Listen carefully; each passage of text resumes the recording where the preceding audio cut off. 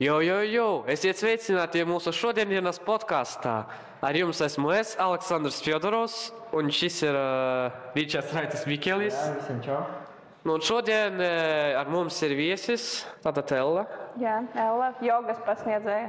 Un šodien mēs pastāstīsim par to, kā tad vispārīgi veipošanu atmet un kā to vispār var atmest. Tātad, varbūt sāksim. Kā man bija informācija, ka jūs bijāt agrāk ļoti tāda veipotāja, jā? Ļoti stipra. Veipotāja un smēķētāja arī. Jā, un kā tas vispār sanāca? Kā jūs iesākāt visu to darīt? Sanāca tā, ka bija tāds periods, ka es biju kompānijās, kur veipo, un tieši tad iznāca salti, kas bija ļoti populāri, un tas viss likās ļoti tāds bezbēdīgs, tāds nerūpīgs un ļoti viegli pieejams, un vienkārši viss sākās ar saltiem. Un tā sajūta, ka tu smēķē, ka tev ir tas salts, ir tāda atslābināšanās un tāds kā dopamīns, un tu jūties labi.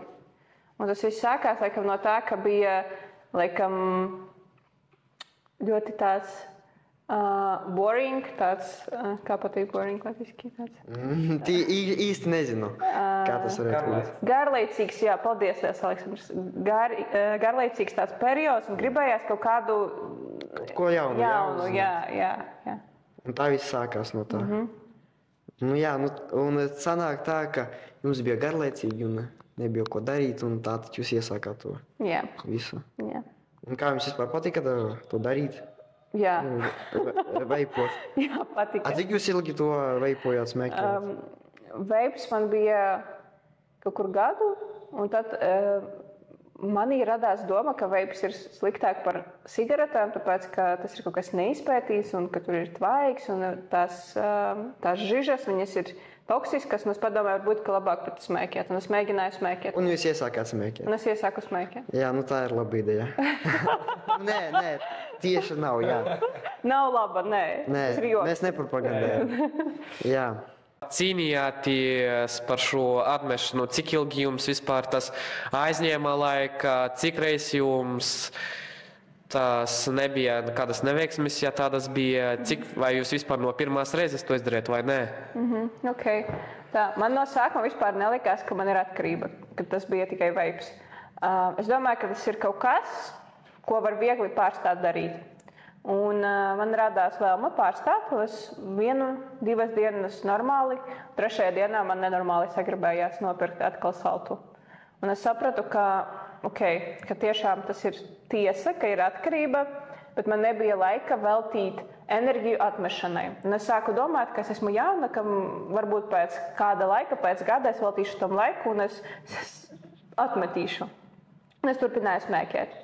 Un tad es atmetu veipu un sāku smēķēt cigaretes ne ļoti daudz. Kādas 2-3 dienā, dažreiz pat 2.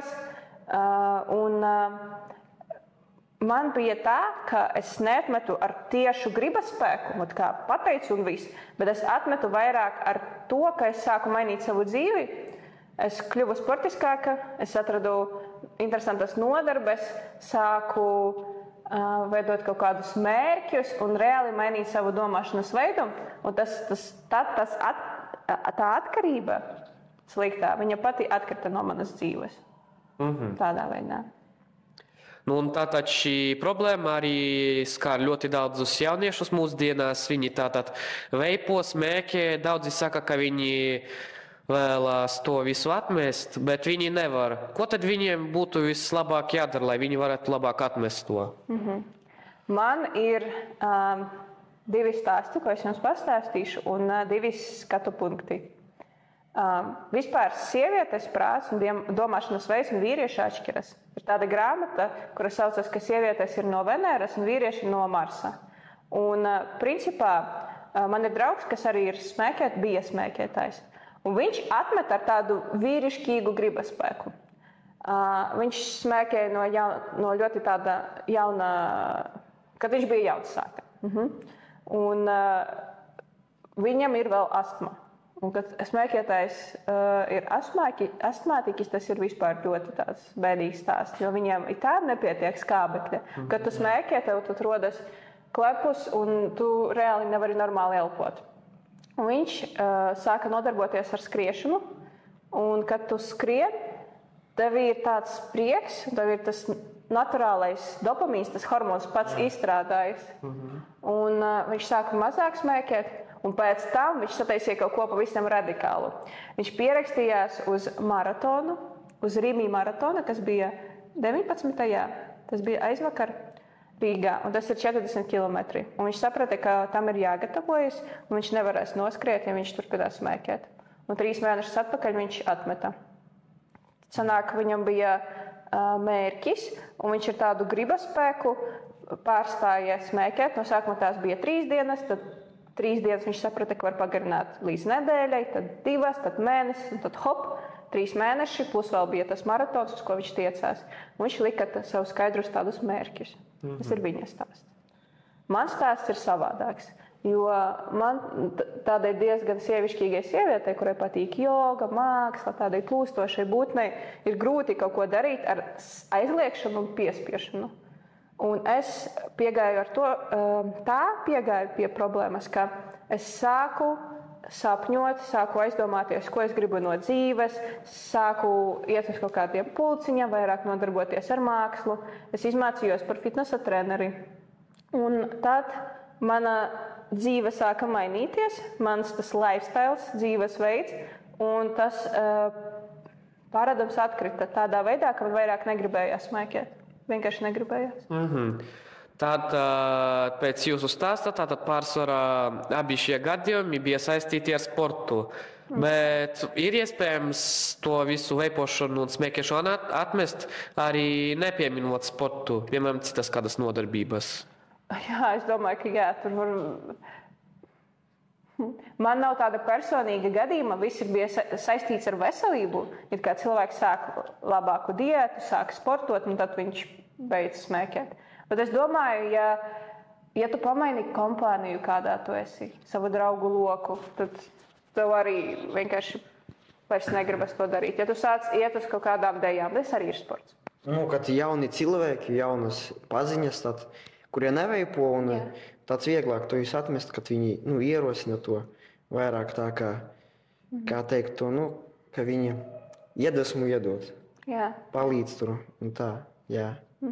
Tas, ko tu pateici, es atcerējos, ka man pamainījās kompānija, ar kuru es biju. Jā, tieši pilnīgi. Tā. Mainās kompānija, jauni draugi un viss tādā garā tālāk. Jā, bet tas nav viegli. No sākuma, kad mainījās kompānija, es kādu laiku vienkārši sapratu un apsvēru un pieņēmu to, ka es būšu viena. Jā, es pārstāju kontaktēties ar cilvēkiem, kas dzer, kas smēķē, ar vecajiem draugiem. Un es kādu laiku biju viena un vienkārši dzīvoju savu rutīnu. Es cēlos agri no rīta, es gāju pastaigā vai skriet, lasīju grāmatas, audzēju sevi, teiksim tā, savu personību. Un tikai tad, pēc kāda laika, kad es pati kļuvu par jaunu cilvēku, man parādījās jauna apkārtne un jauni draugi. Tātad tie cilvēki bija, kā teikt, kā ankurs pie kājas piesiet, kurie velka uz leju, Jā. Un tādā ziņā.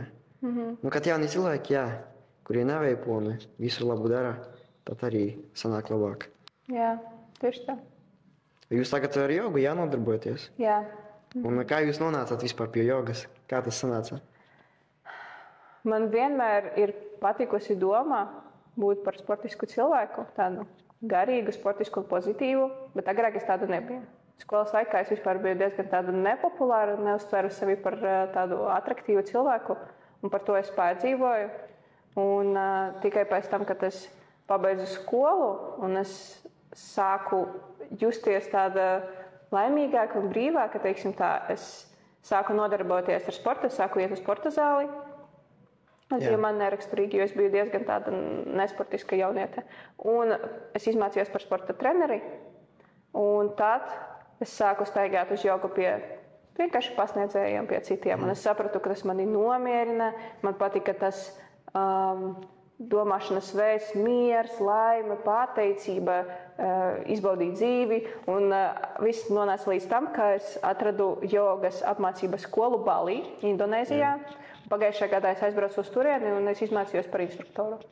Ļoti interesanti. Jauna valsts, jauni cilvēki, tā, un vēl plus iemācieties kaut ko jaunu, tas arī ir ļoti ļoti labi. Jā. Ir vēl ko pastāstīt. A ko jūs vispār domājat par jauniešiem, kuri smēķē tās elektroniskās cigaretes? Jā. Tagad no sākuma man bija tāds, ka vēlme visus izlabot, visiem palīdzēt un tāds kā savior kompleks visus glābt. Un teikt, cik tas ir slikti, ko es pati nesen atmetu. Un es to teicu tur brālim, tētim, ka smēķēt ir slikti, veipot ir slikti. Bet tad es sapratu, ka tu nevari mainīt neko dzīvē, vienkārši mēģinot palīdzēt tiem cilvēkiem, kas neprasa pēc palīdzības. Ja? Un es sapratu, ka tas ir viņu dzīves gājums, un tu vari vienkārši viņus atbalstīt tādā veidā, kā es tagad daru. Stāstīt par sevi, kā man tas izdevās, dot kaut kādus rīkus, ar ko substidēt to smēķēšanu, ar ko aizvietot smēķēšanu. Un tas ir labākais veids, kā to darīt. Nu, jā. Vai jūs domājat, ka šī tendence jauniešiem veipot turpināsies tādā pašā garā, vai tā ar laiku samazināsies? Labs jautājums. Es agrāk par to neesmu aizdomājusies, padomāšu tagad. Manuprāt, samazināsies, tāpēc, ka pirmkārt būs ilgāks eksploatācijas laiks, un cilvēki izpētīs, cik tas ir bīstami un vispār, kas tas ir. Un tad arī uz tiem veipu, tiem, kā cigaretēm ir tas apvalks, arī uz veipiem varbūt arī sāks rakstīt, ka kaitīgi veselībai tādi riski. Varbūt tas sāks cilvēkus kaut kā atbaidīt. Man liekas, jau tagad rakstu uz veipiem, ka tas ir kaitīgi. Ja? Es tieši es neveipoju, jā. Un es tieši nezinu, bet man liekas, es kaut kur biju redzējis internetā vai kur. Uz cigaretēm ir tās arī bildes. Jā, kur vēzis tur. Jā. Bet es nesaprotu, kāpēc viņi cilvēki jau to pērk, ka tur pat viņi pierāda, pieraksta un jau uzliek zīmējumu, bildi, ka tas ir. Es tev atbildēšu, jo dažreiz dzīvē ir tāds periods, kad tu reāli jūties slikti, ka tev nav mērķa, ka tev ir slikti un tev vajag kaut ko, lai sajustos labāk. Jo smēķētājiem, kuram dienā nav nekādu up, visu laiku down, tad tas, kad tu smēķē, tas periods vienkārši tev ir atslābinājums un tu jūties kā pēc jogas, tev ir tā sajūta, tāds kaifs. Tagad man ir viņa, jo es izveidoju savu tādu dzīvi, ar viņiem nav. Un tāpēc viņi ir tādi smēķētāji, kuriem ir vienalga, ka viņi var nomirt. Viņi vienkārši to dara. Viņi vienkārši neizdomājas. Jā, viņi pat aizdomājas, bet viņiem ir vienalga, jo viņiem galvenais ir tagad sajust to kaifu. Tas ir kā, piedodiet, bet tas ir tas pats, kas narkotikas. Tas ir narkotikas, jā. Tas ir tas pats. Vienreiz pamēģināja. Un vienreiz pamēģināja un viss, un ievilkās tā visa. Jā. Un tā sanāk, jā. Kā narkotikas. Vieglas narkotikas, ja tā teikt. Kuras var brīvi nopirkt. Jā. Bet tagad tā uzlika šito ten kā viņu. No 21 gadu var nopirkt. Jā? Cigaretes. Interesanti. Ne, vai alkoholu. Es nepateicu, ka tas... Alkoholu, jā. Jā, es nepateicu, ka tas sāku. Es sāku, man bija 20, 21, un es beidzu pēc pāris gadiem. Laikam 20 sāku, 22 es jau visu pabeidzu. Tie bija pāris gadi. Es arī biju mēģinājis, kad biju 8. klasē, arī ar draugiem, un tā sanāca, jā, ka pamēģināju. Bet mani tas kaut kā nepievilina. Un tā kā es pamēģināju, un viss. Tas, jā, tas ir labi. Tas tā, jā, pagāja garām, paldies Dievam. Paldies Dievam. Es tagad neveipoju, jā. Un vispār tā kā mēs jau pamazām tuvojamies uz nobeigumu, tad ko jūs vispār vēlētos pateikt mūsu skatītājiem, kuri nodarbojas ar smēķēšanu, ar veipošanu?